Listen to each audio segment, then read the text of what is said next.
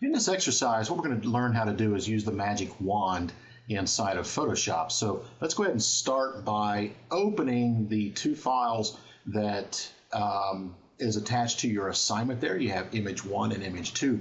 So I'm going to do a file, open, go out to my desktop, and I'm looking for the first image. Your images are called image 1 and image 2. Okay, so here I've got image 1. Right now I'm looking at 50% of that image, so I'm going to go ahead and zoom in a little bit. And that'll be, well, let's go ahead and zoom in a little bit more. We're not going to be really editing this image, and as you can see here, a filter has been applied to this, but we're not going to be actually working on this image. So I'm going to zoom in a little bit more, and then I go ahead and open up the second image, which is File, Open, and scroll down to image 2. All right. Now, when we're looking at the screen here, we can see that we have two images open. You'll see them side by side at the top, and I'm looking at 66% of this image and 100% of that one, although at this point it doesn't really matter. What I want to do is just pull out image 2 a little bit. So go ahead and click and hold on image 2, and you can see here I'm pulling it away from the menu. And all I'm really doing is tiling these. Right now they're set to be in line, so we're going to set this to where one is on top of each other. Okay, now you can see here I'm going to go up and choose my picker tool. Some people call this a move tool, selection tool. There are several options you can do with that. So okay, now once we've pulled this image off to the side here, what we're going to do is just drag and drop it over onto the other image. So we're going to select this image, make sure that the X is red there. If not, you'll notice it's grayed out. So let's click here. We're going to grab the Move tool and then just click and hold, drag and drop, and you'll see that it'll pop onto the other screen. Now, because we're looking at 100% here and 60% here, that's why this image looks bigger. So we're going to go ahead and close the screen. And I'm going to use my zoom tool here. I'm going to zoom out. I'm going to right click on the screen and zoom out. And then what I'm going to do is I'm just going to move this into the center of the screen. All right, now in order to use the magic wand, just go ahead and click on magic wand.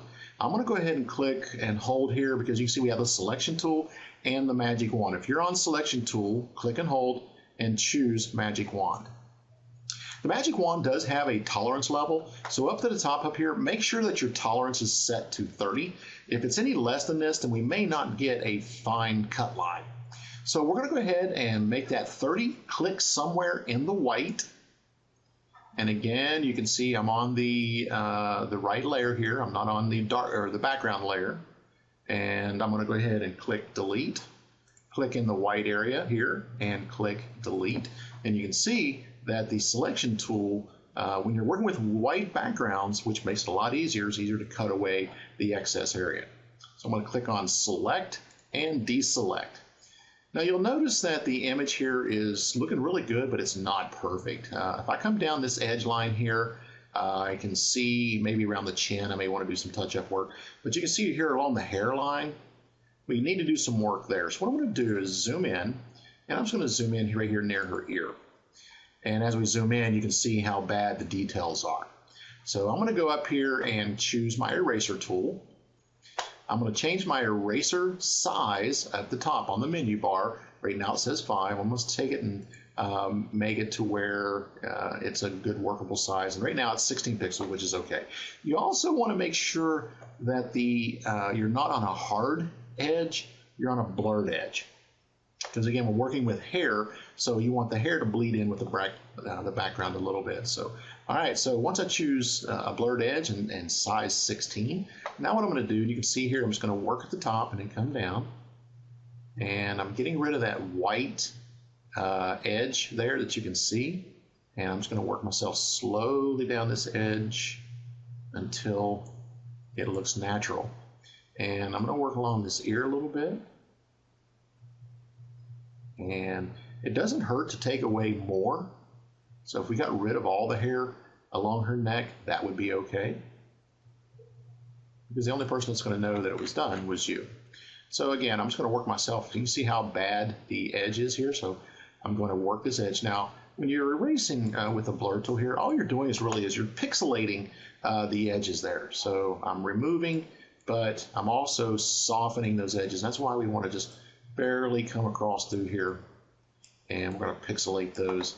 And we don't want to be too much. And that's why you don't want to have a real sharp edge. So you can see here, doesn't really matter because the only person that knows here is you. So anyway, I'm going to come up and work up that side. I'm going to go over to the other side here and do the same thing. Work on some of these things that, so I'm going to do a Control Z there. And again, a Control Z is undo. So I'm just going to take away some of these hard edges that you can see here. Okay. So I'd say we're almost done with this. And this is really all there is to the exercise. And I'm going to go up through here and you see your eyebrows, so I'm just going to wipe out some of that. And I'm using the eraser tool, but the eraser's not a hard edge, it's just a soft edge. So you can see how I barely took away from that. I'm going to do a Control Z. Anytime you don't like what you have just done, you can always do a Control Z. And I could probably be zoomed in a little bit more here, and that way you have better control over your mouse. So I'm going to do right now is just do a actual size here. Let's do a fit to screen. And now you can see the image looks really, really good. I'm going to move it over into place, and I'm going to place her head at the top. And I'm going to crop out this image to about so. And I'm going to click on Image and Crop. Okay, so here's your final product. And again, we learned how to use the magic wand, which what we did is we just took away the white area and we made her a transparent image on top of another image. And now we're just going to save that. So do a File, Save for Web. And we're going to click on Save. And we're going to save it to the desktop, and magic wand is good enough. And we'll do a save. All right, so now you've got a JPEG image that you can upload into Blackboard. So anyway, this is how to use the magic wand tool.